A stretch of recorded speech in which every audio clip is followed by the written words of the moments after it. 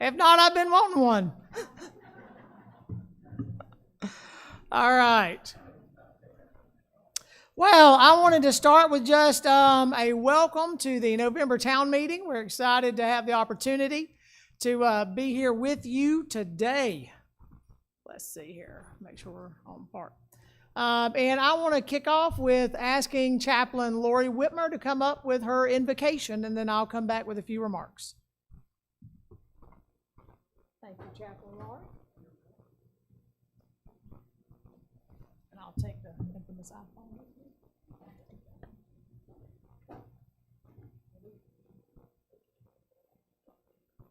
In this month of gratitude, I think about a childhood assignment, which was to memorize Psalm 100. I will enter his gates with thanksgiving and his courts with praise. Surely this is the day that the Lord has made, isn't it?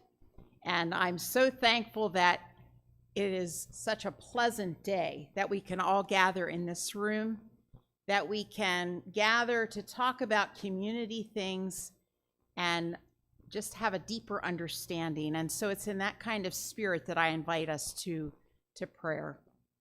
Gracious Lord, I thank you for this day when we can gather in a room together as a community.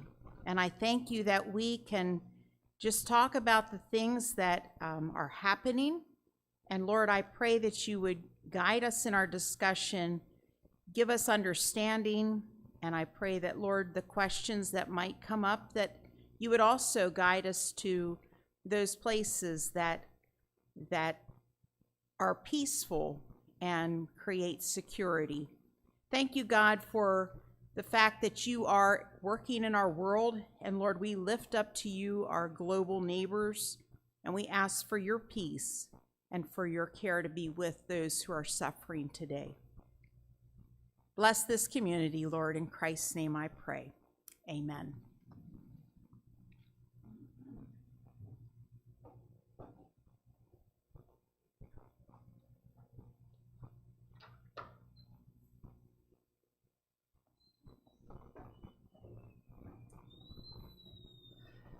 All right, well, I want to make a few remarks as we begin our time together today. I'm at that age now where I have trouble seeing the prompter here or seeing you.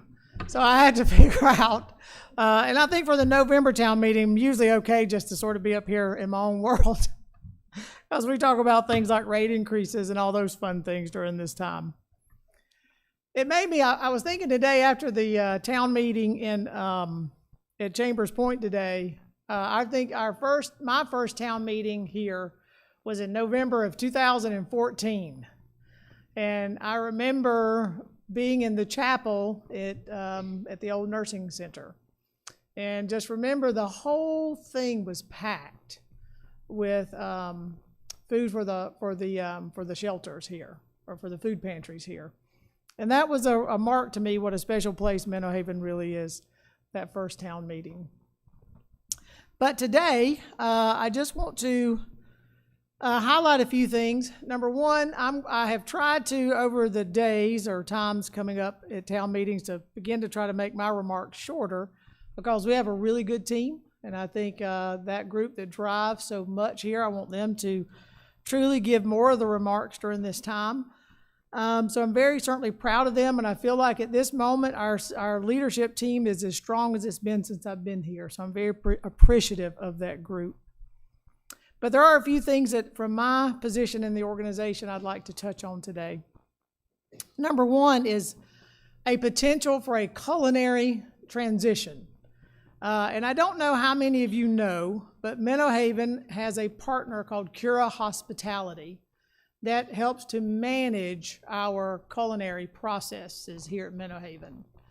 And typically in communities like ours, that arrangement is they provide the management staff and the community provides the frontline team members. And our arrangement's a little bit different in that we also hire about 50% of the managers. But the director and other managers are sourced to us by Cura. And so we have had some overall dissatisfaction with Cura and certainly for you as independent living residents on the Brookview community, we've not been overly dissatisfied. In fact, I would query from what I read in the satisfaction surveys, majority of you in IL are pretty satisfied. So rule number one for us is not to mess with that necessarily. But certainly our concern goes when we leave out of the IL areas, when we go to healthcare, when we go to personal care, and even some of the independent living at Chambers Point, and specifically even the Renaissance. We've had multiple issues going on now for a long time. One of the things I forgot to point out in the other town meeting is that a couple of years ago, Mitch Possinger, who was the president of Cura, sold the company to a multinational brand. And so that's been one of the ongoing issues that we've had, is being a large enough customer at times to get their attention. So we did send out a request for proposal, a very detailed request for proposal, and we are going through a process to evaluate Cura. So we will either work to renegotiate our deal with them for some different services, but we're also vetting other vendors. And so we are right in the middle of that process. So I just want to make sure that you all knew that was happening. On the budget front, we are finalizing the 2024 budget. Ryan and his team have done a wonderful job this year. Very proud of them and the work that they are doing. A couple of things that I want to signal. So as we go into 2024, there is certainly a lot of economic uncertainty in the air, right? We don't know what we should plan for, the way things are going. It'll be an election year. There's certainly a lot of signs that there could be potential recession in the air. So we are trying to make sure that we are positioned for whatever comes next year. And potentially, how would that affect you as residents? Well, I think one thing would be that we have been very forward in the amount of capital investment we've made over the last 5 years. And so we probably will dial that back in 2024. So you'll probably see less of that, certainly. So we want to prepare in case there is an economic downturn. Otherwise, I wanted to touch just a little bit on rate setting. And Ryan is going to come up and he will give you more detail on how in the process we went through this year for rate setting. But one of the things that I want to touch on, a couple of things from the CEO seat in the organization, is that even though I know we hear in the general reporting of the press that we've seen inflation down, that has not been our experience here. And Ryan will talk with you more about that. But we've seen inflation in every single service line across Menno Haven. So as for us, our typical window for resident rate raises is 2.5% to 3.5%. And certainly that is the eye that we go into that planning process with. However, as prudent managers, we have to react to the current economic conditions. Now, more specifically, I think in our last town meeting, I talked about an operations assessment that we brought a group in called CDS, Continuum Development Services, to look at Menno Haven. And so another thing that you will hear when Tiffany comes up, and I don't want anybody throwing tomatoes at Tiffany, because if there's a tomato to be thrown, I'm the guy. Hit me with your cookie or whatever afterward. But part of what was said to us was when you look at Menno Haven compared to your peers, you give away a lot of free stuff. And you've got to begin working that back. And so we, over the next several years, will continue to look at those, what we call services that are not tied to your contracted service fee that Menno Haven provides. And so we want to make sure that folks that use specific services, that they're the ones who pay for those specific services. So that will be a little bit of a change that we'll talk about today. On the strategic planning front, we continue with our work with One Point, specifically moving to have a delivered master plan or updated master plan for Menno Haven in the first quarter of 2024, with specific goals for looking at how we expand IL, specifically things we need to do at the Chambers Point community and some things that that group would like to see over there post-Project Genesis, with its focus here on the Brookview community. So I'm very excited about that work. They're currently looking at model financial modeling and planning scenarios of how we may plug and play the different pieces and parts that we may look at for the future. Operation Bloom, which in our vernacular is really our strategic vision going into the next several years. We will continue to have several Bloom teams, which would be our the teams that help us develop our tactics for achieving the goals and those visions. So we'll have several teams re-engaged in that work this next year, and you'll potentially hear some of the initiatives and things you see play out the rest of the meeting today come from those specific plans.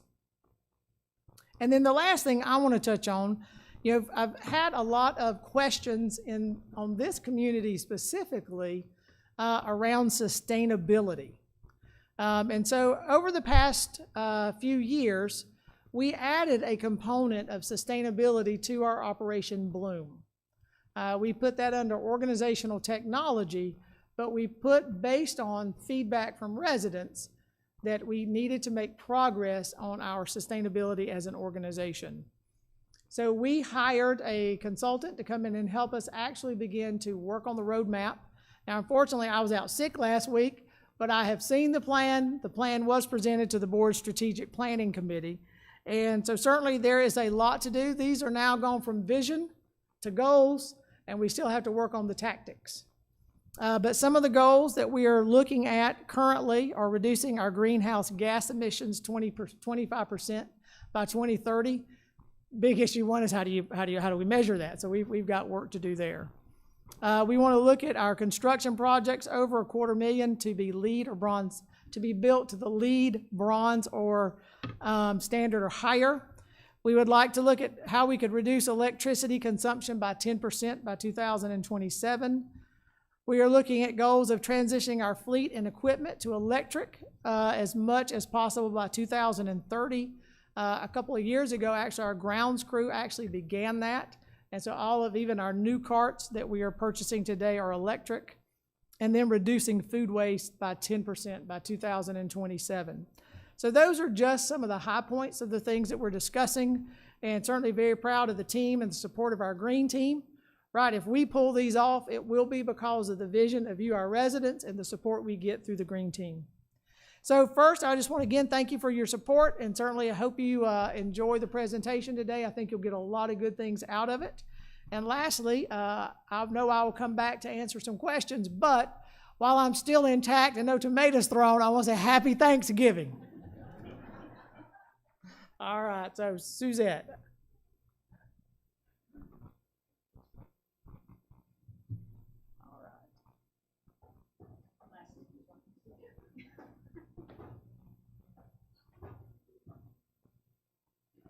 Well, good afternoon, everybody.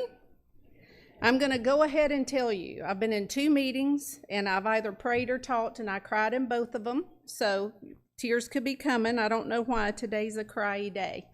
I wanted to start by just sharing from my heart to yours. I think Hugh and I have shared multiple times. This is the time of year we came to Menno Haven, and it is both of our favorite season of the year. I love the time around Thanksgiving and Christmas to the end of the year. And I was really thinking about that. Why is that so special to us? And as I was thinking and praying, 3 words came to mind: grace, gratitude, and giving. And those are the things we really focus on from here until the end of the year. And grace especially, that's the starting point. I feel like the grace God gives to every one of us every day, all the ways that grace is around us, and the ways that you live grace to one another, the team, the residents, gratitude. I think Hugh and I have talked about many times. We're very grateful for Menno Haven, and you can't say that too much. And when I say Menno Haven, I mean the people at Menno Haven, you. When I look around the room, I don't just see residents, I see people that feel like friends, that have not only invested in the auxiliary or in Menno Haven or the vision, but that have invested in me personally and in Hugh personally. So I just want to take a moment to express my own gratitude to you individually and as a community for how special you are. And then that leads to giving. You know, I think that's what makes Menno Haven so special.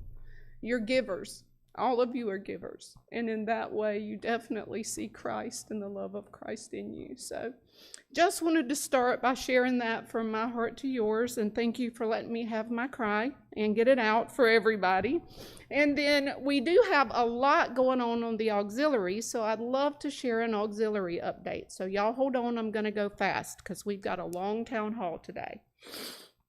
I wanted to update you on the ham loaves. We sold almost 500 ham loaves, I believe, this year, which is an increase from how much we normally sell.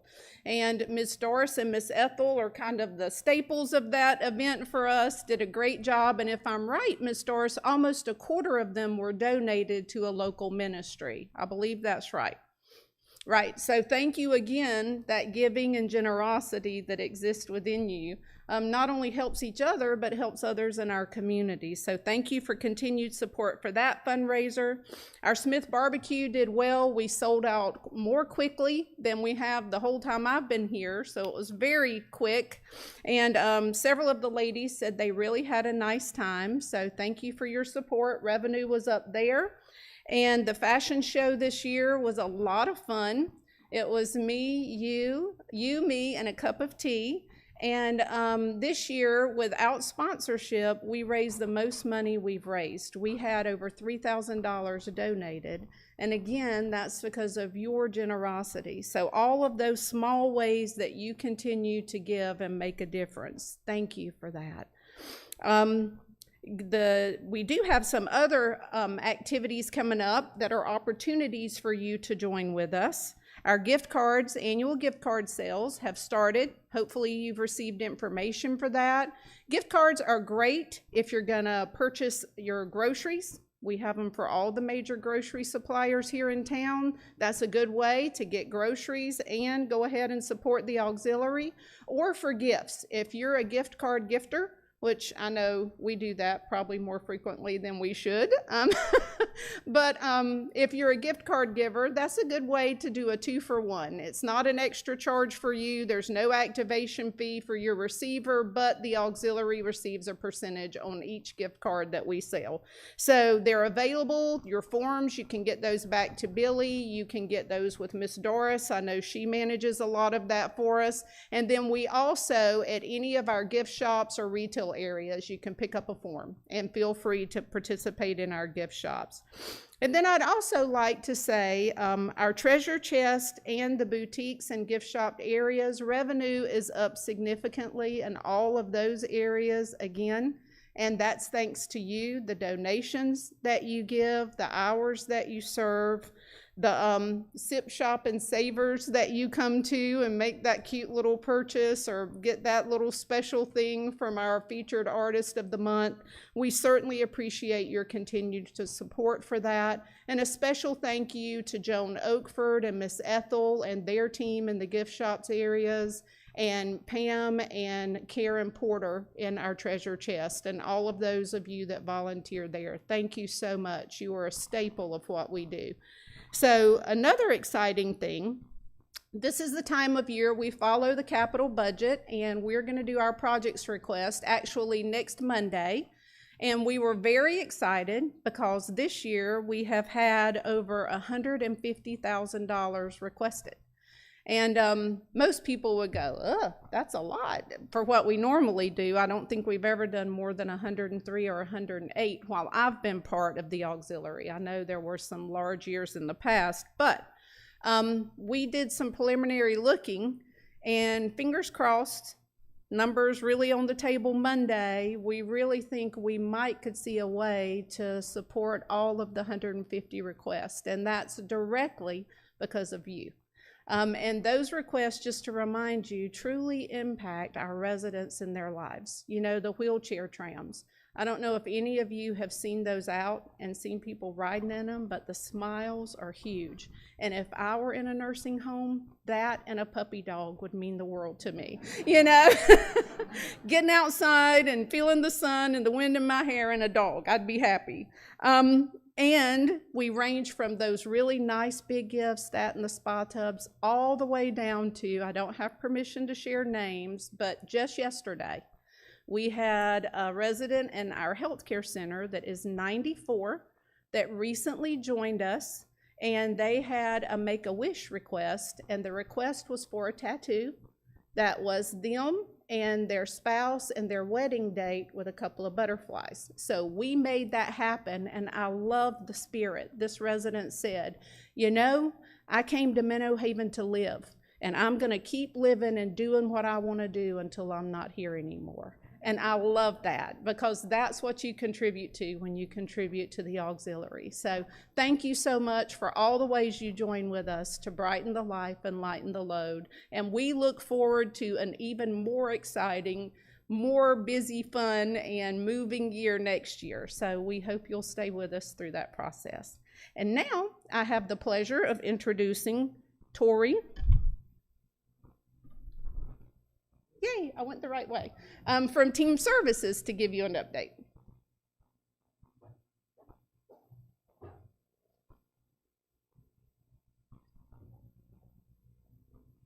Thank you, Suzette. I realized that there was stairs here today, and I'm like, oh, they're really challenging me because I'm probably going to trip up those. So, but I made it, and I'm okay.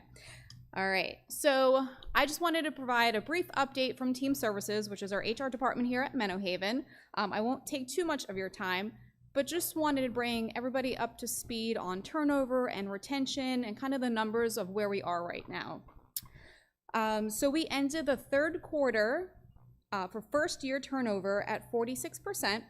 And if you can see there, the comparison from this time this year to this time last year significantly has decreased from 72%, which is amazing. Overall turnover, we're sitting at 30%, so slightly lower than the 36% this time last year, but still a win, which I like to pump everybody up around the table, but I don't think they see it all the time. Tiff? It's a win, girl. Congratulations. Thank you. So for this time around, I wanted to point out specifically the CNA turnover.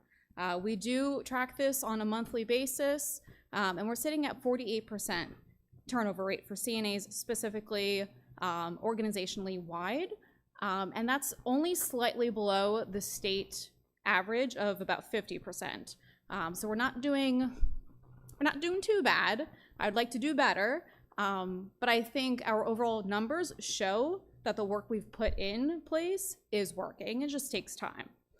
So again, a win that I'd like to celebrate and just share with everybody. Thank you. So for retention, we started tracking this in 2023, so I don't have a year to look back on yet. But on a quarterly basis, from an organization standpoint, we have sat at 92%, which is great. Locations or buildings specifically, on average, have stayed about 90% or within the 90% percentile. So still a win for the size of our organization, and definitely just within the workforce that we're facing. Look at my own little cheerleading team now, yes! All right, sorry, my cheat sheets are a little out of place here. Okay, rehires. So I think this is an interesting number. Again, something that we're fairly new at looking at recently, probably midway through the year this year. So we have about a 600 headcount team member, or amount of team members, I should say. And we have 41 rehires, or 7% of our team members are rehires, which is great. A lot of the times we hear that they're leaving to go to the hospital to test it out. But it's always nice to see that they come back because they realize that the grass isn't greener on the other side. The pay is a little bit higher, unfortunately, but I mean, culture-wise, they come right back to Menno Haven. So again, a win. But with that, CNAs are, it's the toughest job. Like, I can never do it. I give my props all the time to them because I could never do it. But it's definitely something that we see in the workforce where everybody's struggling to keep CNAs. But not even just CNAs, everybody in every position. And once upon a time, healthcare was just our competitors. So somebody down the road another skilled nursing facility, but now it's warehouses, it's sheets, it's everybody. So from time to time, more often than not, I check job boards and Indeed specifically for job postings, what are their sign-on bonuses, what are their incentives, just to see where we fall competitively. And I think more than not now, there's definitely an awareness that we need to start assessing our wages. And do we have to look at increasing our wages to stay competitive? Just again, because we're competing with the Amazon distribution center that just opened up. So it's a different world out there, but you know, we talk about transparency, and I thought that was really important for today's meeting. So that's it, brief, I promised.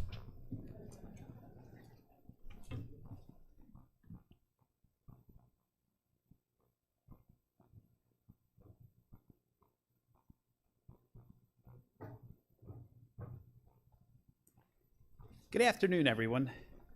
I'll try and keep this quick so it's not too boring as we go over the numbers. There we go. Luckily, I brought a cheat sheet so I can see it here versus trying to see back there or not being able to see here. So, okay, I'm going to get started here. I'm really going to be talking about the year-to-date numbers, which is going to be on the far right hand of the presentation here with it. But if we look at our revenue, we're favorable for the year by 1.6 million. Looking at our operating expenses, we're unfavorable here by about 2.2 million. A lot of the drivers here, it's labor, as Tori just mentioned, it's culinary, it's maintenance, it's utilities. I can't say that it's just one. It seems like everything this year that could go wrong has gone wrong. And we look at in the next slide, we'll see, you know, like the consumer price index, you know, what has happened over the past 12 months with that. But going on down on this, if we look at our interest and depreciation, we're over by about 900,000. Depreciation is the major driver of this. And then if we look down there, I know it's going to say operating surplus. I should have operating deficit there. Actual, we're almost $7 million for the year. Budget was 5.5 million. And, you know, we're unfavorable 1.5 million for the year with that. Overall, our net assets decreased by 5.6 million. Our budget was 6 million, or we're about $400,000 favorable from where we budgeted overall at the very bottom with that. I should have put it on here, and I apologize that I didn't, but the debt service coverage ratio, we're actually running at 1.86 currently. According to our bond covenants, we've got to be at a 1.2 or above, so we're doing well there. Just realize that for the end of the year, that's probably going to drop to about 1.5, 1.45, and some of that has to do with some of the independent living units that came on towards the end of 2022 and those entrance fees and things like that. But we are aware of that, but just wanted to give you a heads up on that. Days cash on hand, we're actually at 331 days, and again, we're required to have 150, so we're really going strong on cash. But again, it's something that we're probably going to have to work on, as Hugh had mentioned, next year, maybe not investing quite as much in capital. This year, I know we've done some paving projects here that was quite expensive. You've got signage that's going up. I don't think that's been completely installed. We've put a lot of new roofs on different places, a lot of things that some of them is hard to see, but we have invested a little over $6 million so far this year, just in the first 9 months with that. Wrong way. Sorry about that. This graph actually here come from the CPI report that's put out monthly. Usually it's put out around the 11th or the 12th of the month with it, but we got two lines on here. We've got a blue line, which is going to be all items, and then we got a red line, all items less food and energy. And that's the one that I tend to focus on, and it depends who you're talking to, which one they want to focus on. But one of the things that you can see, you know, if we go back to September of 22, we were sitting, whether you're looking at the red line, at 6.5% or well above 8% back in September of 22. Now this year, that red line falls to 4.1. So it has decreased over the year. But as we go to our next slide, we're going to see how it's affected our operations this year with expenses and different things with that. And we looked at this along with our expenses when we went to do the charge increase this year, because we know we've got to be sensitive. We can't just raise charges to cover all this expense, because we know that this was a year that wasn't normal for us as far as the expenses is concerned. And one of the things that we have to do in 2024 is actually to bend that cost curve down. Now, I will tell you, in speaking with others in the industry, we're not alone. They've seen the same thing. You know, how do you bring that curve down? And one of the things that we have spent a lot of money on this year is agency that's been out there with it. So if we can get rid of that, and we've got a plan, we've worked with our directors and managers to actually to eliminate or to bring that down drastically going forwards. Not to say that that's the only thing, but it's one of those where you can get a quick return quickly by just focusing on that.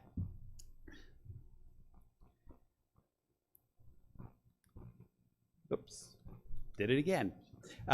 Okay. This is the one that tells us, like, when we ended 2022, our expense per day was $147,000. Our expense per day for the first 9 months is $158,000, and you think, all right, that's $11,000. But when you multiply 11,000 times 273 days at the end of September, you're talking over $3 million higher in expenses. Now, if that would have been more realistic, like what we had seen, you know, in prior years, 3.1, 3.8, 4.5, but this year we definitely got hit, and we can see that on the CPI also to tie that back in with what's going on. And again, labor, if I were to look at year to date for the first 9 months of this year and look at the first 9 months of 2022, that's up 15%. Culinary's up 18%. If I look at maintenance and grounds for the first 9 months, 23 to 22, it's up 45% with it. So when we're looking for staffing, you know, we're looking for staffing across the board. And as Tori had mentioned, you know, we're looking at those job categories. Where do we have to raise the rates to be able to find the team members that we need? Because we know that agency isn't a long-term solution. We can't afford it with that. If I look at going into the 2024 budget, we just got our general liability and property insurance. That's up 15.2%. And our health insurance is up another 12.8%.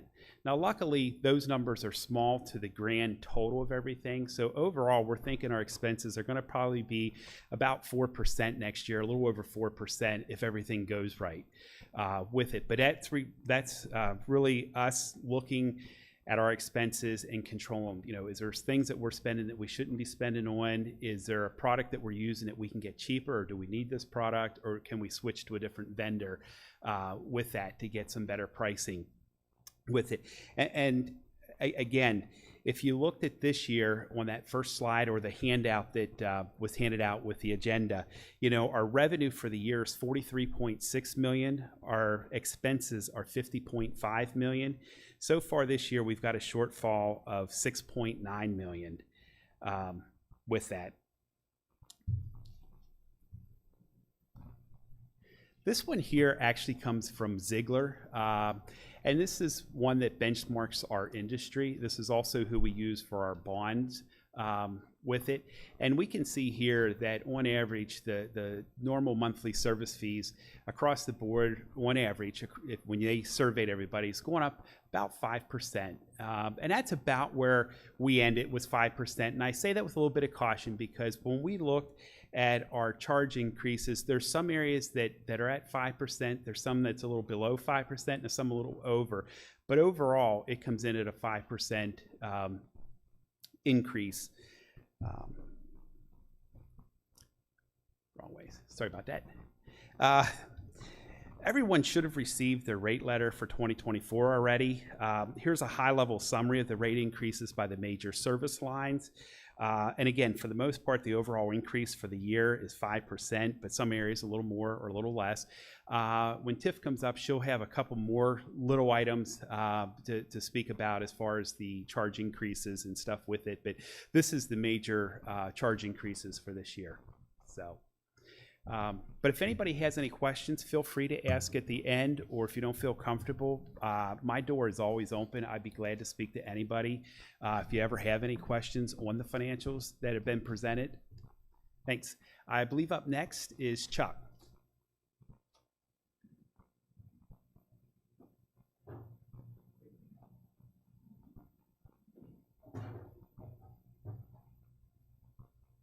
Well, good afternoon. I'm glad I'm up here to talk about what I'm talking about and not what he had to do. But you did a great job. And also this morning, I forgot to say, I want you to remember, especially this time of year, my door's always open. You can get my card. It has my cell number, 24 hours a day, 7 days a week. You want me to come see you, just call me. I'll come. So, there were a lot of great things that happened this year. We truly are what you refer to, and most organizations never meet it, a philanthropic organization where everybody pulls together and they support things for the good of all. And if I can get this right, which I didn't, okay, as most of you know, we did so many projects. Allie and I sat down last week to put this together and trying to remember. It was hard to remember all the things, and all these are resident-driven, funded, and most of this was to build it. Residents were involved in the project. There's a lot of things that I think are beneficial, increases your quality of life. We have a couple things to finish, like the fencing and security gate and the furniture at the healthcare center at Chambers Point, so they can go outside. We don't want to lose anybody, and they're so to speak locked in. And we're finishing up the van, transportation van, which is great, which I'll talk about here at the end. So, and the media room, which was funded by a resident. So I'd ask you that, and you'll be getting a survey in January. Start thinking about some other things you want next year. We want it just as exciting next year, and things that you think will increase the life of all of us here, your quality. Oh, I did it right. Okay, we're up, actually, I was just looking at the financials. This was done last week. We're over $1.3 million. And it's a couple 100,000 more than last year at this time. You know, one thing, we'll never in this world raise enough money to do all the good we can do, but we sure do a good job of it here. You do in supporting this at Menno. Naturally, our biggest portion is benevolence. You wouldn't believe the number of residents tell me when they get here, you know, one reason we came here is because of benevolence. We don't think we'll need it, but we're not taking any chances. It's a good safety net. And Allie just gave me, she designed this morning, the mailer you'll be getting in the next couple of weeks for year end for the benevolence. And it was a great idea. She put a little tear-off in there where you can put a little note to someone who might be a shut-in here that isn't feeling well, is in one of the healthcare centers, that we'll make sure they get. And when you stick it in the envelope, if you want to stick a check in there, please help yourself.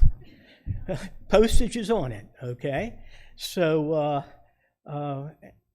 we've got a lot, and this time of year, November and December, that is a busy time of year. You start thinking about, okay, what do I need to do for taxes? Or I thought I made this earlier this year. You didn't. And you know, this time of year is a time of giving. You open up your hearts and reach into your pocket. So I want to thank you. This is spectacular.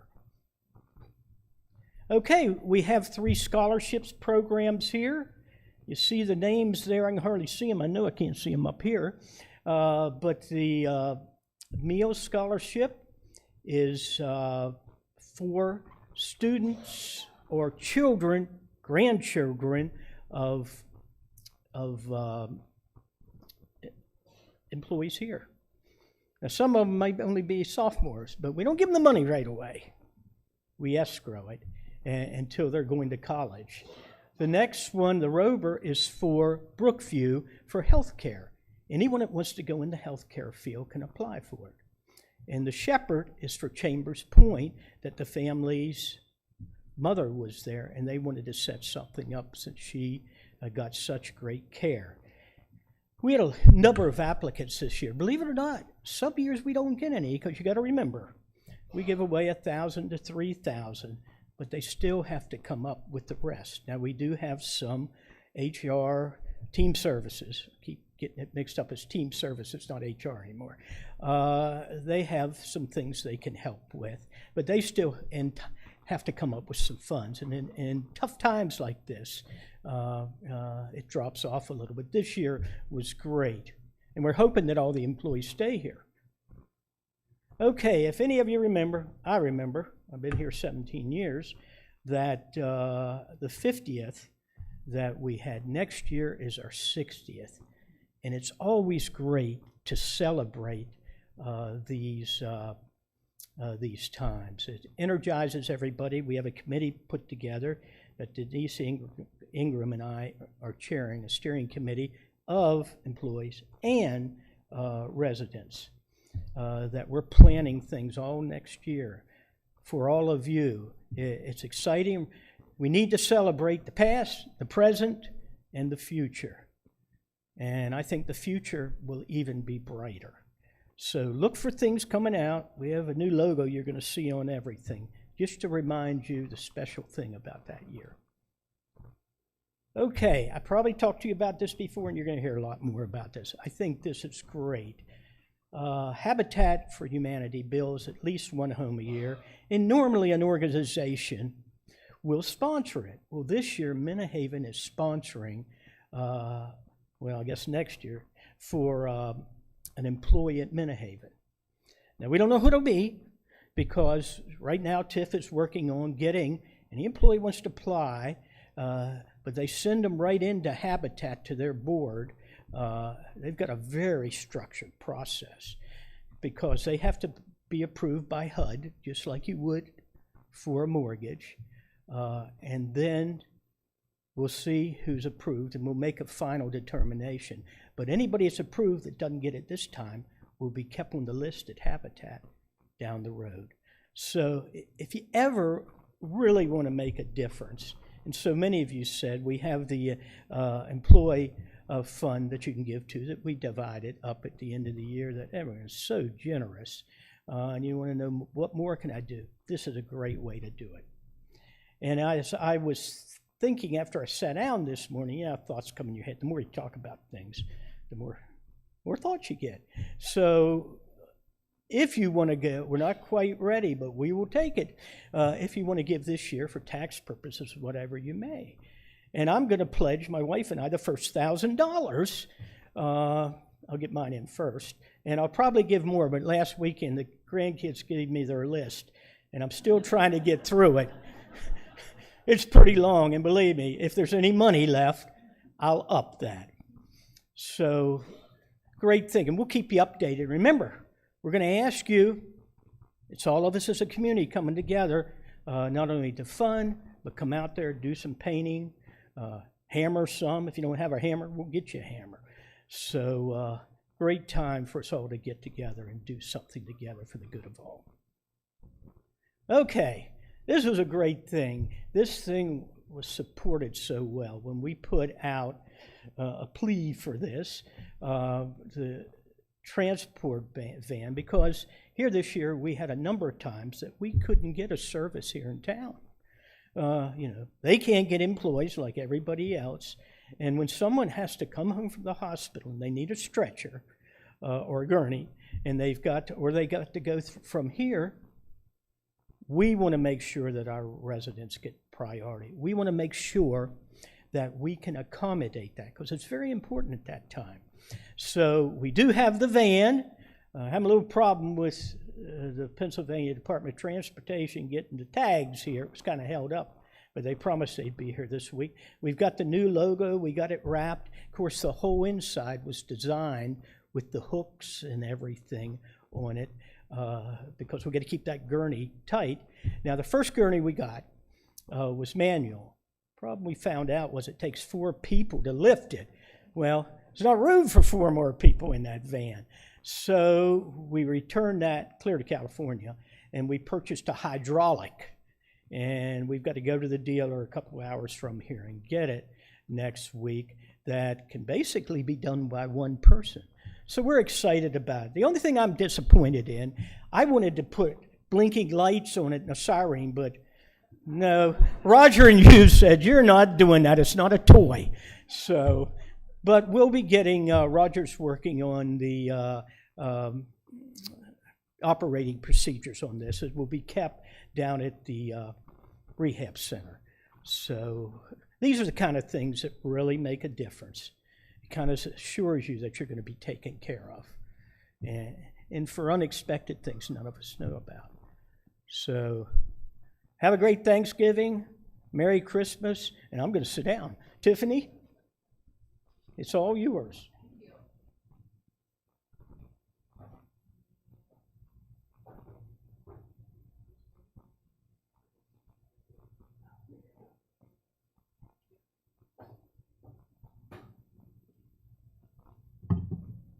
Ooh. I've been talking a lot today, so I'm a little parched. Good afternoon, everybody. Do you need to stand and stretch? You will after I'm done. Just mentally preparing you. I got a lot. All right. So I'm sure that everybody at this point have seen some of the signs that were installed. Don't worry, we're not done. You know, I have been literally pulling my hair out over this sign situation, and the installers showed up last week unannounced, so I couldn't really give anybody a heads up. And so I just assumed that they would buckle in and be here till all the signs were completed, and poof, they're gone. So they are to return back on site Wednesday. Is that tomorrow? Tomorrow. So I will be laying in the bushes and making sure they show up, and hopefully that they will continue to install the rest of the signs. Of course, we are going to be installing signs at all the intersections. So if you've pulled into the main entrance and come back to the first intersection, there's signs on each corner. There'll be a new sign out in front of the village square to replace the old one. The rehabilitation sign out along Scotland Avenue, we've heard lots of frustrations about it's difficult to see the green on the dark silver, as well as nobody ever thought about putting the 2055 out there along the street, the actual address. So we get lots of frustrations, especially the folks coming to the doctor's office, that they can't find the doctor's office. So we're not tearing down that whole sign, we're just putting a nice little plate on it that will hopefully be a little more visible. And then there'll be some additional signs to get folks, delivery folks into our receiving area. And then for the folks at Chambers Point in 2024, we'll be heading over to continue to do the wayfinding signs over there. Within the past few days, as the signs have gone up, I have received lots and lots of comments. I think some people want to hug and kiss me, and some people want to strangle me. So I know that it is an adjustment. We're not used to having these big signs at the end of our roads.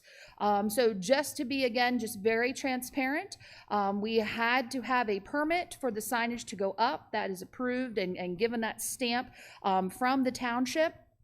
The township regulation was 10 feet away from the white line on the street. The installer thought that was a little too close, so he recommended pulling it back to 12 feet. I thought that was still a little too close, so we pulled them back to 14 feet. So I know lots of folks are still calling and reaching out and saying that the signs are too close to the edge of the road. So we will continue to evaluate that. But you know, as the installer comes back, I just wanted to assure you that we did follow protocol, and we even pushed it back even further. So it is hopefully safer than I can't imagine them being 4 feet closer to the edge of the street. So I'm hearing you. I hear you loud and clear, that I understand that it is a change, and we will continue to evaluate it. And just before I kind of bump off from the signs, I do appreciate, I have the sign at the bottom with the Life Center, right? That just looks like it's always been here, right? And you didn't really think about that there was no sign at the back entrance, for the longest time. And when we have events and things, we're saying, well, go to the lower entrance of the Life Center. So I appreciate that the signs just, look like they were supposed to be there from the beginning. And if you check the top, is it top left? The rehabilitation sign that's just, again, right above the front door of the rehab center. Again, it's just affirming your mind. I am where I am supposed to be. All right, just to give you a little update of the Scotland Road project. Again, you can see across the top how we have the addresses and the houses there lined up. 2295 is the house currently under roof. That is the main project area.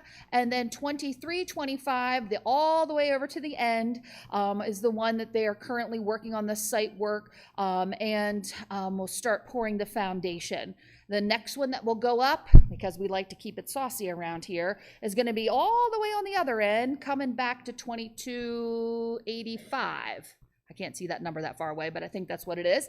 And then we'll continue to work there. So we will continue to build. We want to thank everybody that lives in the back of these homes, because we come and dug up your yard, especially you, Paula and Karen. And we dug in the back to trench. That was our way of having to pull in cable. Because to get cable from the street into the house, those future residents would not have access to our in-house channel and in-house communication. So it was important that they were able to tap into our cable from the inside. And I'm sure everybody has drove by and have seen these. So you can see where the front of the house is. And there are fences and signs that says, "Do not enter." But I know who you are. So I know curiosity, it's so hard to stay out. And then there's just a picture of the back of the house. And as things progress, I'll be happy to show more and more pictures as interior things go up. So moving along, some of you may have been in a coffee and conversation where it was brought to my attention that there was some potential fire alarm issues as far as the fire alarm contacting the alarm service because of a cell phone signal disruption. So it's hard to see. I can't, if I go away from it, I don't know if you can look on the back here. If you see my little pointer back here, this little thingy here up top, if I fall off the stage, right there. That is a cute little antenna. It is not to speak to Mars. It is to boost the cell phone signal. So we know in this area, it's not just a Menno Haven problem. It is this end of town of Chambersburg, that there are some at times weak cell phone signal. So this, as this was brought, we did a whole big investigation and found at this point that adding that little antenna will hopefully solve if the signal goes weak again. This will boost the signal and to not interrupt the dialer system that we use within these villas and other areas here at Menno Haven. So our maintenance and tech ops group continue to investigate, what is the signal? Is there any pattern? Is there anything that we can connect to assure, that the signal is at a set kind of level throughout the whole community. But just to be clear, Menno Haven has no power over the cell phone companies. So it is a big frustration. I just recently was expecting a call and it never showed on my phone. And I just happened to hit my voicemail button and I had 7 voicemails and I about had a heart attack because my phone had never showed that I received the call. And I know it is because of the cell phone signal in and out.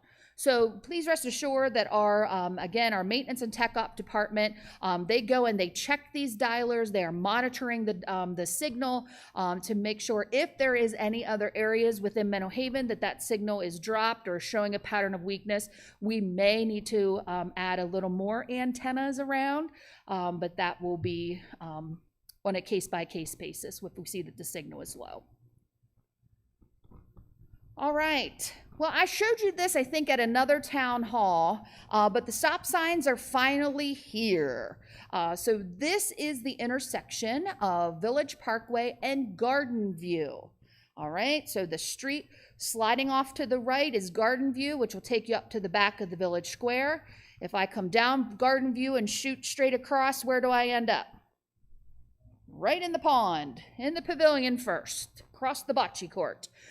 So right now there is only a stop sign at the end of the street coming out of the pavilion and at the end of Garden View. So we are making this a 5-way stop. Number one, in my opinion, this will help with folks coming down Garden View away from Village Square so that you can stop and creep out a little bit to get a good visual past the retaining wall. And to be very transparent, adding the 2 stop signs on Village Parkway, I also think will help slow some people down.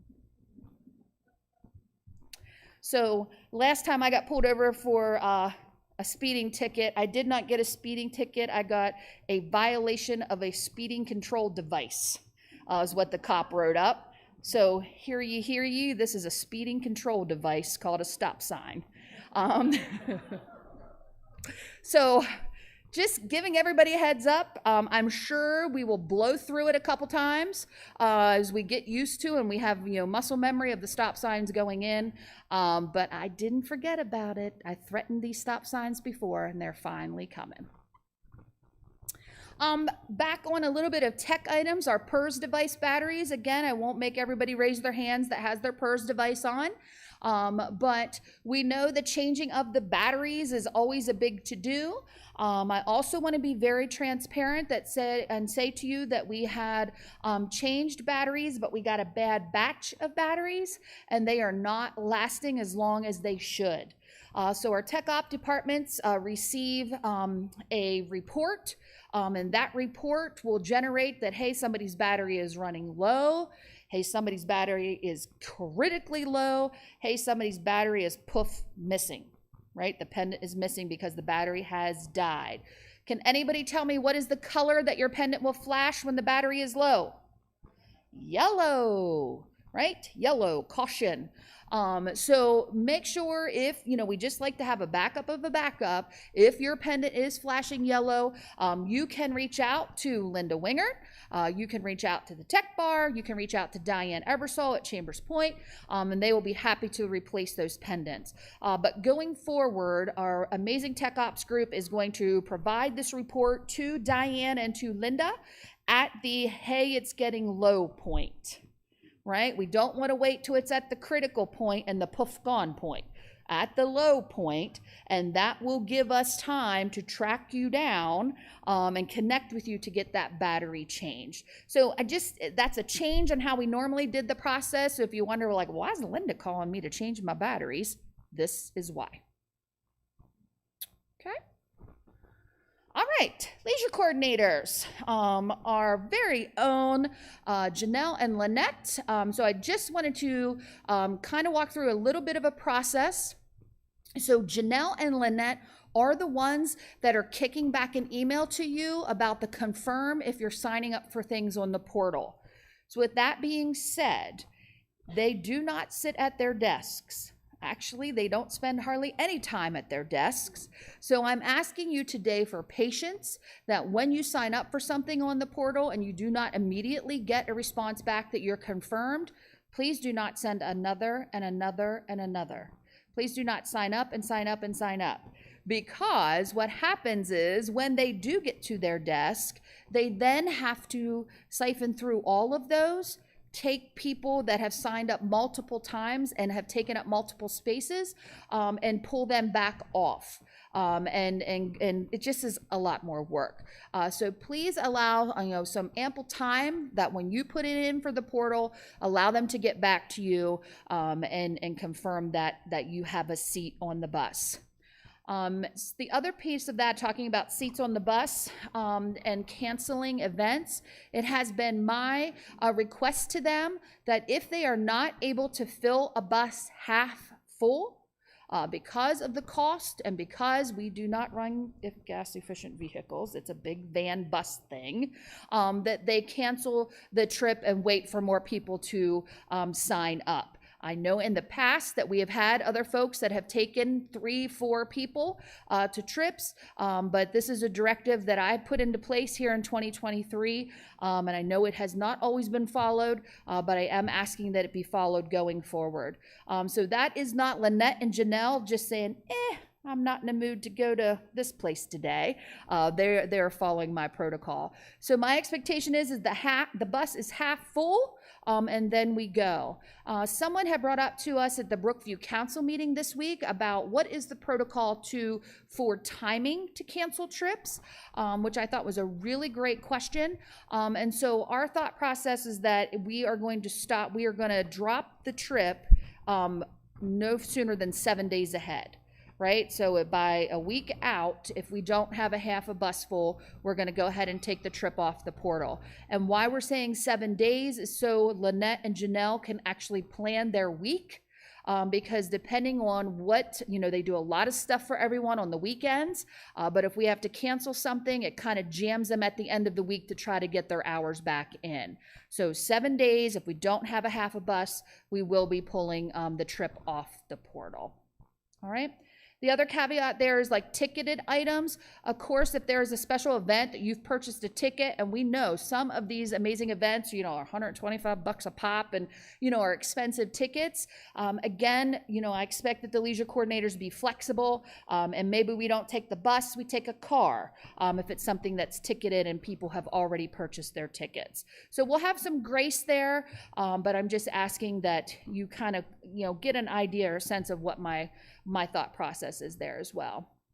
I'm also going to ask that Janelle and Lynette have been super approachable and reachable and have handed out their cell phones, their cell phone numbers, but I am asking that you give them grace and not be blowing up their phones after hours and on the weekends, so they have an opportunity for some downtime.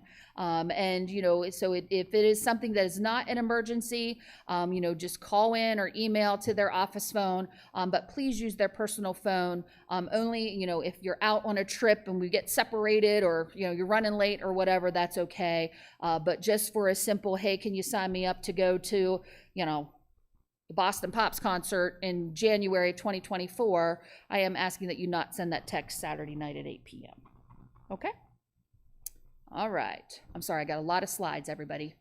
All right, volunteer meal voucher. So if you are a part of the volunteer program here at Menno Haven, and if you volunteer over 3+ hours in a month's time, or you volunteer over a meal time, you have very likely received a meal voucher. Just for some little history, the meal voucher was originally for the special at the then Menno Haven Coffee Shop, what we know today as the About Time Bistro.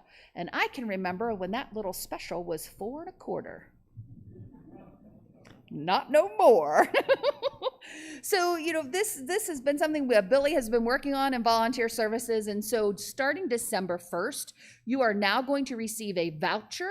That voucher is going to be worth $10, and it can be used at any of our dining venues. All right? So let's talk through some processes here. I will ask that you use one voucher at each transaction, so don't hoard 1,500 of them and go to a $300 meal at Chestnut Landing and bring all your neighbors. All right, one transaction at a clip. If I go and I use my voucher and I get a half a turkey sandwich, and my bills are half a turkey sandwich and a cup of soup, and my bill's only $8, you are not getting $2 change. You are not carrying that little voucher around with a $2 credit on. Just turn it in. if you use that voucher for your meal at Chestnut Landing on Saturday night, you will get $10 off your meal. If you purchase something and it's a $10 value and my bill is $14, right? I'm not good at math, but I know we got $4 to go, right? That $4 can come out of your dining dollars, so you do not have to be taxed on it. All right? Or you have the opportunity to pay cash if you do not want to use your dining dollars. But anything over the $10 value you can use from your dining dollars account. Okay? All right. Room rental. Okay, so strap in, everybody. The next few slides, no tomatoes. So the room rentals have been something we've been talking about. And so this is just a little snippet of some of the areas and what their charges are going to be. So the Chambers Point areas will go through Diane Ebersol to be booked. And Linda Winger will be managing all the areas on the Brookview community.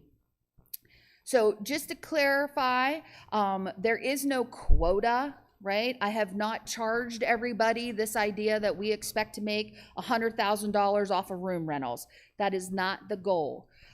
It is just a way for us to, again, try to cover some of the cost. It is significant time, energy, and effort to set up, tear down, clean, reset, redo, get everybody's requests and specialties that they want done for each and every single area here at Menno Haven and based on what the event is. So I think Hugh set me up really well in his opening remarks to talk about that the folks that utilize the rooms should be really the ones being charged instead of it all just constantly being shoved into a monthly service fee.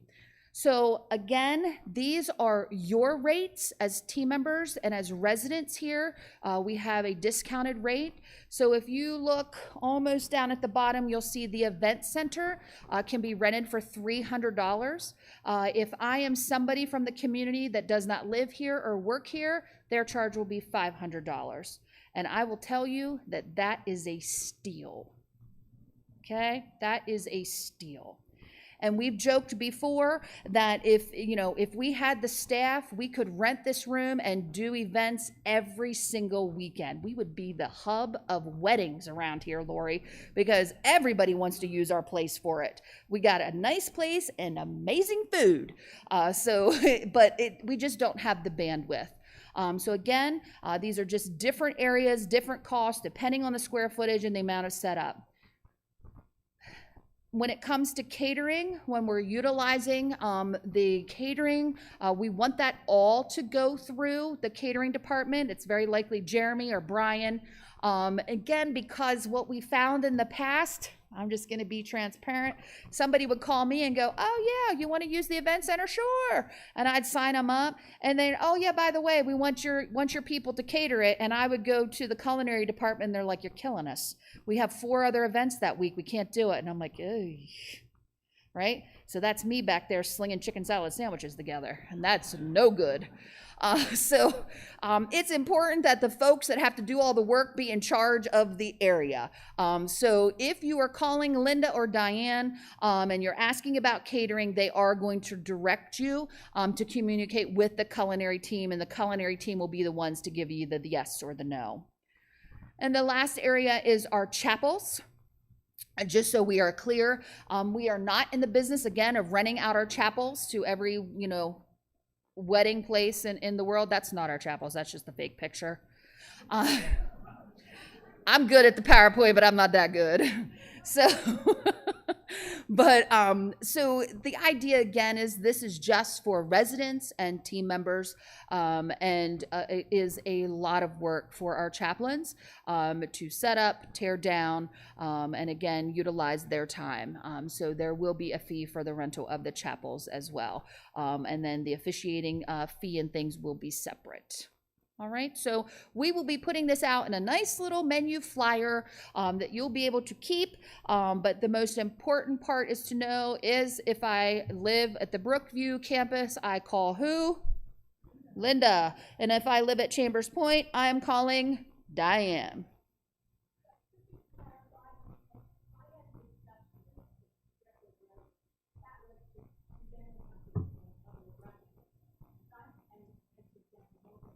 Uh-huh.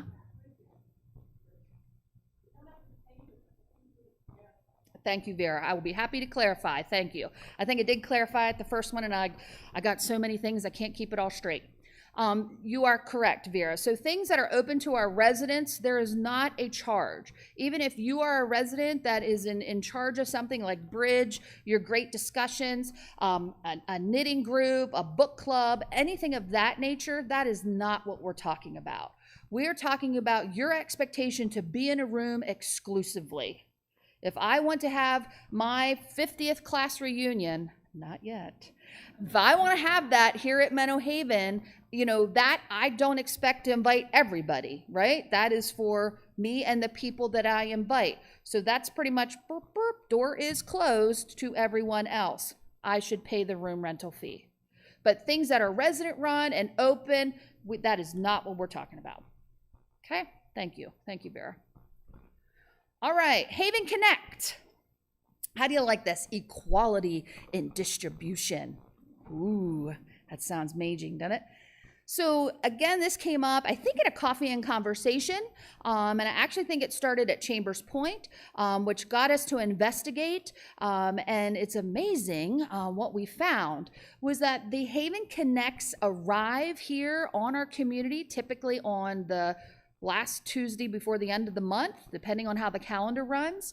So they get dropped at our receiving dock.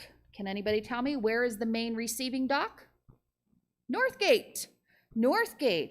And we have the lovely Linda Winger, who is always quick to get things done, who will go through and immediately get it into everybody's mailbox. Woo! That's wonderful. But for the folks that reside at Chambers Point, sometimes they were not getting their Haven Connect until Friday. So that does put some folks at an unfair disadvantage, especially for signing up for events. So what we have initiated is there is a process now, and if any of you are the mail carriers here within your districts, this will impact you, but we want to be as fair as possible. And that on Tuesday when they arrive, we will work to, divide them all up, get them over to their designated areas wherever that may be. So for Wednesday, the volunteers can come, you can gather, sort, get the numbers for your district, but then the expectation is that they will then go out on Thursday. And we know that that is all lined up if you are a volunteer and are here and are able to do that process. So I do encourage you that if you're going to be in Acapulco that Thursday, that you try to find a substitute or let Billy know so we can continue that process. All right, Thanksgiving dinner. So I just want to do a little bit of a shout out and really be ecstatic that we are bringing back the meals at the Village Square and the Manor. And that is something that's happened for years and years, but because of COVID, everything got kind of put to a stop. But I believe you probably received a flyer in your mailbox. So if you've been around for a long time, you know that that was the place to go for Thanksgiving dinner. And so now we just gives you a little more opportunity to dine at a variety of venues. So I really appreciate our culinary team for stepping up and making that happen. We've also been talking about the Blue Willow Cafe, which is located at the Manor, and that we are incorporating a grab-and-go self-serve area there. Currently, right now, if I am a team member, I have no access to food after a certain period of time. As well as a resident, I can't just walk over and grab that amazing apple chicken pecan salad whenever I want because they just don't have that availability. So we are setting up a grab and go, and I'm teasing that I think it's going to be next week, which is really exciting. All right, tech changes. So we've already adjusted how the tech bar is set up, where it's not just a pop in. We do want you to have an appointment, just because for efficiencies reasons, it's just not, again, efficient for Wes to sit there and not know if 55 people are going to show up or none. So we are asking for that appointment, and they will be happy to come and work through it. The other piece of that is too, again, one of those things that we give away for free. It really needs to be focused on who is utilizing the service. So if I show up tomorrow with my brand new phone and just want to set my email up, I should not have to pay the same charge as if I show up with my laptop that has 42 viruses on it. Right? Because that process to clean my laptop and to wipe that virus is way more involved than just setting up my email. So I do want to give you a heads up that watch for a brochure. So coming in 2024, there will be a menu of fee for service. I can also tell you that that fee for service is at least 25% cheaper than any of our competitors. So you can go and call over to the computer tutor. You can call down to Geek Squad, wherever, and talk through their pricing. We will beat it, but we do need to have a charge for it. All right, community nurse charge. I'm just going to get all the yuckies out of all the way. So again, this idea of who is really utilizing the community nurse and making sure we're trying to recoup a little bit of nominal value for their time. So let me again clarify, there is not a goal or a quota. I'm not expecting them to turn in, $1 million to the bottom line of Menno Haven. If you press your pendant and you are not feeling well, or you have fallen, or there is an emergency, they are gonna come to your door and rush in like they always do. They are not gonna let you lay there and say, I need your $10. That's not what we're talking about, okay? What we are talking about is when they step up and do care management. When you have been to the physician and they have given you 45 tests, 3 different labs to go to, and you can't figure out any of it. Some people, especially those of us that suffer with diabetes, and the technology is new, and now they have these amazing new booffangled things that I can stick right on my arm, right? I don't have to stick my finger anymore. Some of us are really good sticking that on, and some of us not so much, right? So this idea, if you want the nurse to show up on a routine basis to manage that, we can do that for you. But again, those types of things will not be free. A lot of times, if you go to a wound clinic or had a significant fall with a major skin tear, the convenience of not trekking back and forth to the wound clinic or to your physician's office, your physician can give us the orders, and your trusted nurse, Carol and Nicole, are going to show up and can manage that wound care until it's healed. All right?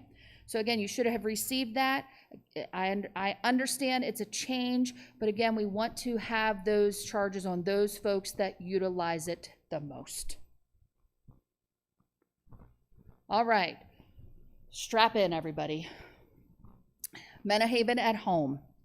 So currently at Menno Haven at home, our hourly rate is $27 an hour for care and $30 an hour for housekeeping.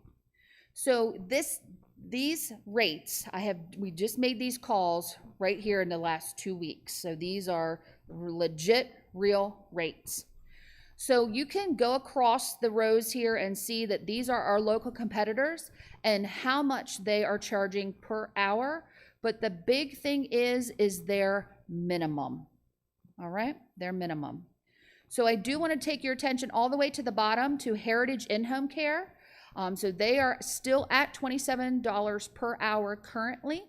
They would not give me their rates for 2024, but the young lady did tell me they're going up.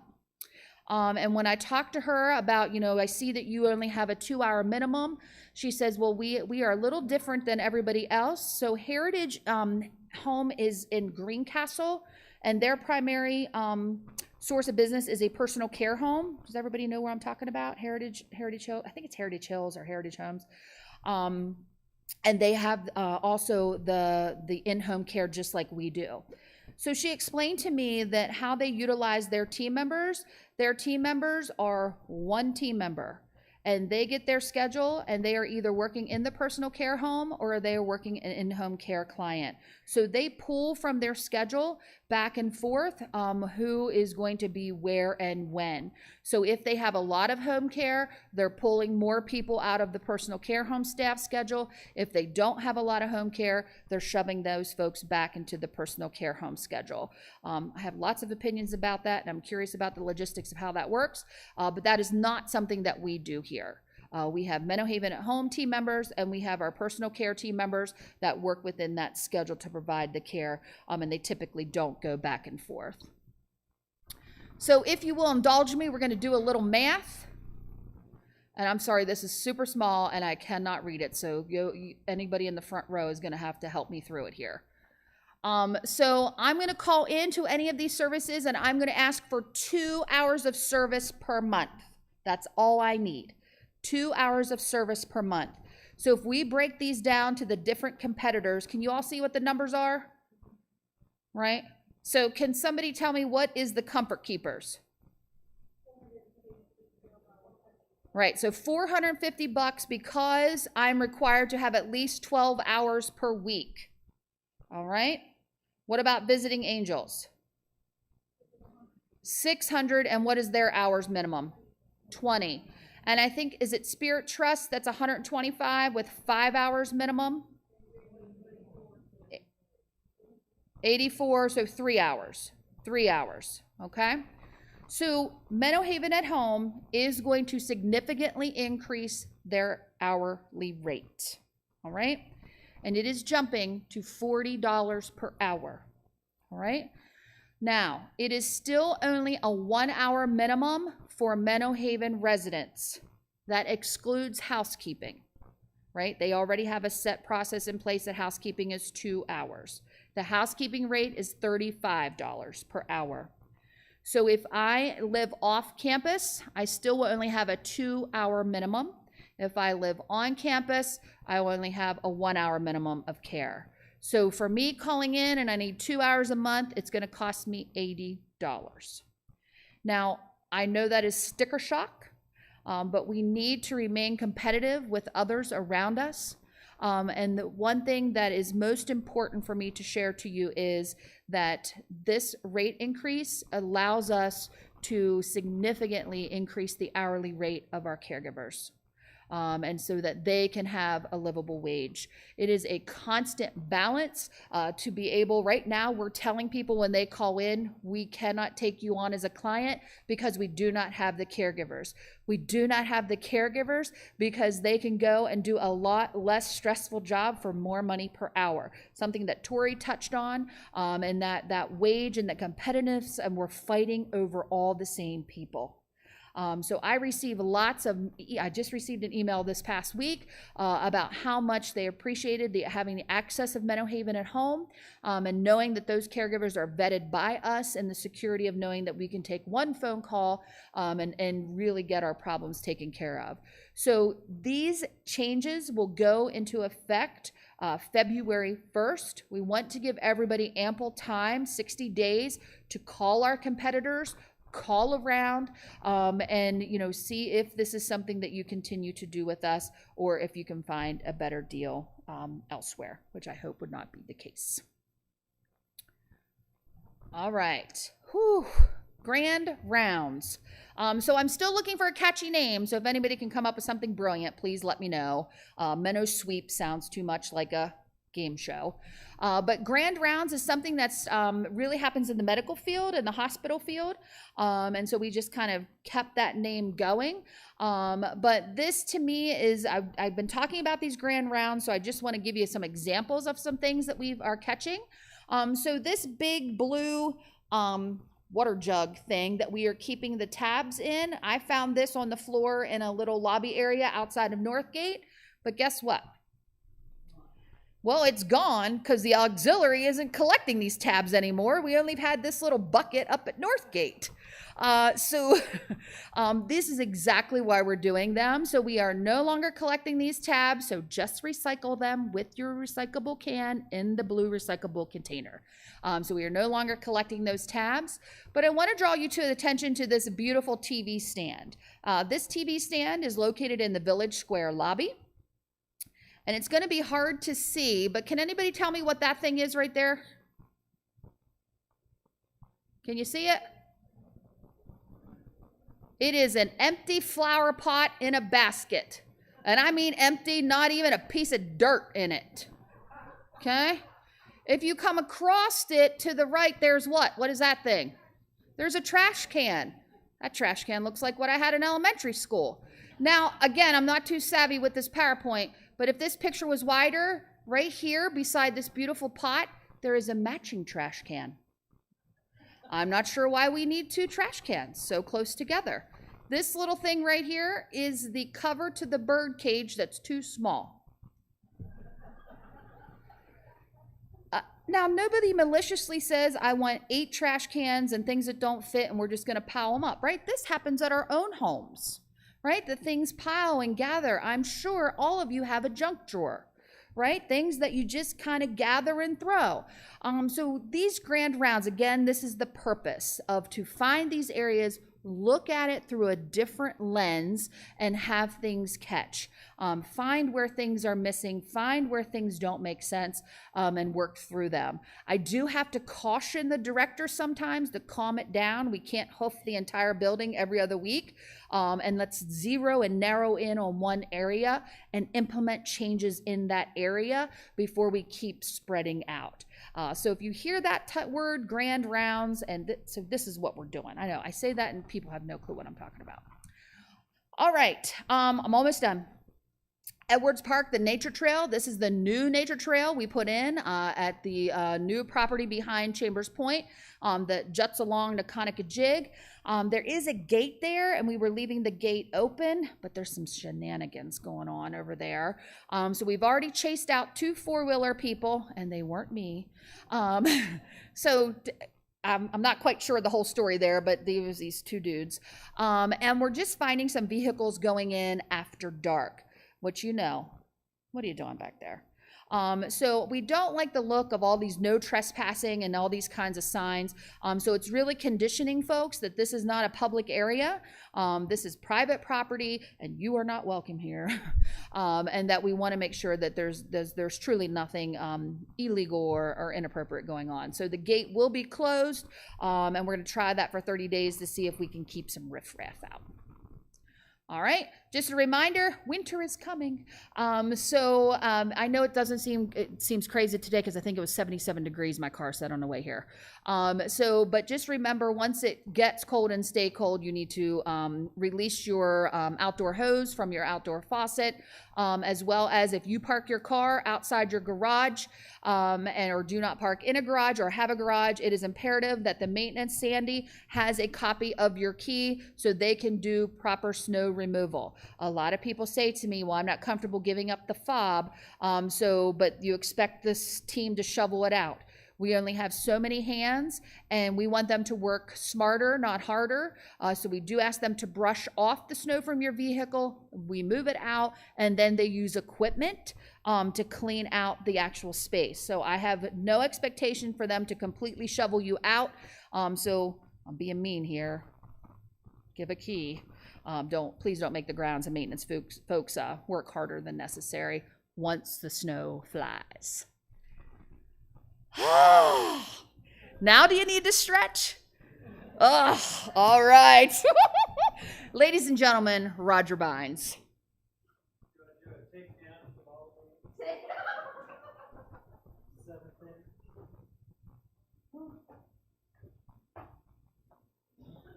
Actually, I think we're closer to the bottom of the 9th, so bear with me. Good afternoon, everybody. Nope. Well, someday we'll get this figured out. So just a few brief things today. You know, we continue to get questions from folks about all the vaccines that are out there, and So I thought a brief slide on what we're recommending might be beneficial. So flu shot, yes, every year. COVID vaccine, yes, if you haven't got it, you should. We are still, I'm aware of probably 8 or 10 COVID cases across the Menno Haven continuum right now between team members, residents. We just had a pretty good-sized outbreak at the Manor not that long ago. It is not the same as it was a couple years ago, but I promise you it'll still make you sick. It can still put you in the hospital, and it can kill you. So we strongly encourage you to get that vaccine. We've provided for those who are willing to accept it in the skilled nursing and the personal care because they can't get out and get to the pharmacy like the rest of us. But it's pretty quick and easy, usually no lines at the pharmacy from what I've seen, so you should. So we get questions about the RSV vaccine, and the answer to that is, well, maybe. It's probably the third most popular commercial we're seeing on TV right now. There's a lot of recommendations from pharmacy companies to get that, but the CDC, basically what they're saying is that people 60 years and older may elect to get the RSV vaccine in consultation with their physician and provider. And basically what they're saying is if you have some underlying health conditions, if you're immune compromised, if you've got kidneys or liver issues or cardiac issues, or if you live in a real congregate environment, maybe you should. But I think it's still a little bit up in the air, but if you are interested, you should probably talk with your physician about that. Wanted to give you a brief update on our 5-star ratings, as we always do. Right now, both the Menno Haven Rehab Center and the Brookview Healthcare Center have an overall 5-star rating. All of our communities continue to have 5-star quality measures. And if you look at the staffing ratings, we're doing quite well there as well, which I think speaks to what Tori had shared, where our retention is a little better than it was. The caveat there is that those ratings also include that agency staffing that Ryan spoke of. So we're still not really able to hit those targets without the use of agency staffing, but we're getting closer, and we do have a plan in place to get there. Now, of note, you'll notice up next to the Chambers Point Healthcare Center, there's a little red hand up there. And I know we'd sent out letters and talked to you folks about kind of an unfortunate accident that had happened at Chambers Point back in April, in which a resident was walking with a team member, and she fell and she injured herself. And the team member did not use a gait belt like they were supposed to in the care plan, and we reported that, self-reported that to the state, and they did give us a deficiency citation as a result of that. So that was characterized under abuse and neglect, and therefore anyone who is tagged with a citation under abuse and neglect, they're going to get that red hand flagging on the CMS 5-star site for a year. And so what that basically means, if you go into the site and look closer, it really is just encouraging consumers to look a little closer. Go see what that tag was about, and you can go into that site and you can read word for word what surveyors wrote and everything else. It's a long story. I don't necessarily recommend it, but if you're so inclined, it's there for you to look at. So we will be struggling, I think, with Chambers Point to get into that 5-star category for a year, just because it really impacted their survey star ratings. But again, some team member updates.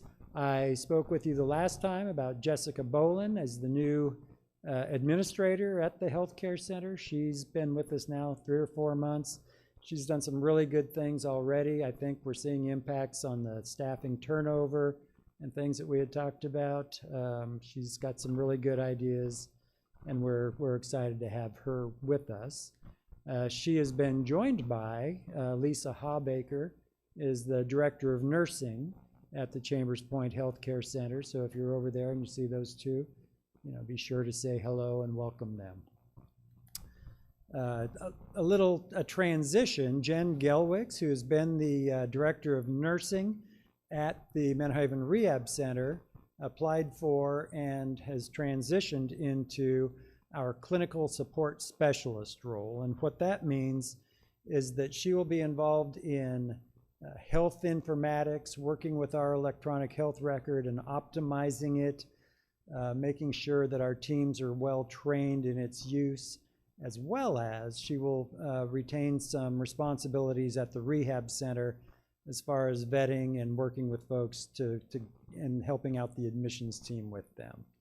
She is currently orienting the new Jen, or Jen with two N's, Strunk, who's been chosen and selected as the new Director of Nursing at the Menno Haven Rehab Center. And Jen comes to us with lots of years of experience, several years as a Director of Nursing. And so we've tasked her with those challenges of certainly, helping us to keep census up in the rehab center and making sure that the quality care that we're providing there continues at the same levels that it has thus far. So last topic on my agenda is Medicare open enrollment. I'm sure that probably the second, or maybe it might be the most popular. It's between this and political ads. You're probably getting flyers like this all the time. Now this one is a little interesting specifically because WellSpan has opted out of participating with some Medicare Advantage plans, probably because of the rates and the terms that they're getting. And so because of that, the other Medicare Advantage plans are kind of swooping in to try to pick up those folks. So if you have one of those Advantage plans that WellSpan is no longer participating with, you should have gotten a letter from WellSpan directly. But those are United Health Medicare Advantage AARP. They're going away from that. A Humana Medicare Advantage and an Aetna Pinnacle Prime Health. So they are no longer going to be accepting those. Now, Menno Haven, I just want to, let you know that, we accept all Medicare Part A and B plans, as well as Medigap or supplement plans. We're in network with some, but not all of the Medicare Part C plans. So we have prepared a letter that will be going out and will be distributed within the next, week and a half to 2 weeks probably, that will identify the specific Advantage plans that we're in network with. But if you're in the midst of having to transition your plan right now, I brought a few copies with me and I'd be happy to share those with you. But again, so I'm going to share some stuff, but there's a lot of my opinion in here, and it's free. So you're not being charged for my opinion today. So you know what it's worth. So, especially at the rehab center, we work with a lot of different insurance plans. And I know, there are definitely some advantages to the Advantage plans. For example, the rates are usually really good. You get, offers of, the silver sneakers, you get some dental health, hearing benefits. Those are really good. There's a lot of positive sides to the Advantage plans, but there comes a point where they may not be in your best interest. So again, most of the plans all the plans that we work with they dictate what providers are in network, and they don't always, want to work with some of the specialists that you may need to see. You will have a higher copay if you're in an out-of-network, and all of the plans require pre-authorization. So what we're seeing many times, people coming out of the hospital, they want to come to Menno Haven for a rehab stay, and they have to go back and forth with that insurance plan to get a pre-authorization. And then when we get that pre-authorization, they will usually say, okay, we'll authorize 5 days at the rehab center. And then if you don't think that that's enough to get the person to go back home, then call us and we'll talk some more. And that, what we're seeing is that the length of stay at the rehab center for folks who have the Advantage plans is roughly half what those who have traditional Medicare have. Because again, with traditional Medicare, it's a decision between you, your healthcare provider, and our clinical team, trying to get you to a place where you can go back to your previous level of living.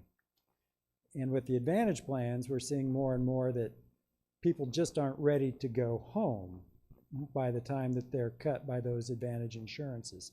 So people may have to stay longer, pay out of pocket, $500-600 a day, or maybe take a respite stay at Village Square or the Manor until they get more on their feet. So, it's, I think for everybody, it's worth the consideration if you have an Advantage plan, at what point maybe is it not in your best interest. So these are the plans that we are currently in network with, and I know you probably can't read all of those, but most of them are United Healthcare, Capital Blue Cross, and we're currently in network with some Aetna health plans. And we will continue, at least for the year, to be in network with that Aetna plan. But again, as we look at what our reimbursement is, we received roughly half of what we receive with Aetna than we do with traditional Medicare. And that's not covering the costs, for our staffing, the medications, the therapy services we provide. So we actually lose money on some of these plans, which I know that's not your problem, but it does influence our decision whether or not we're going to continue to be in network with them. So with that, I think we'll open this up to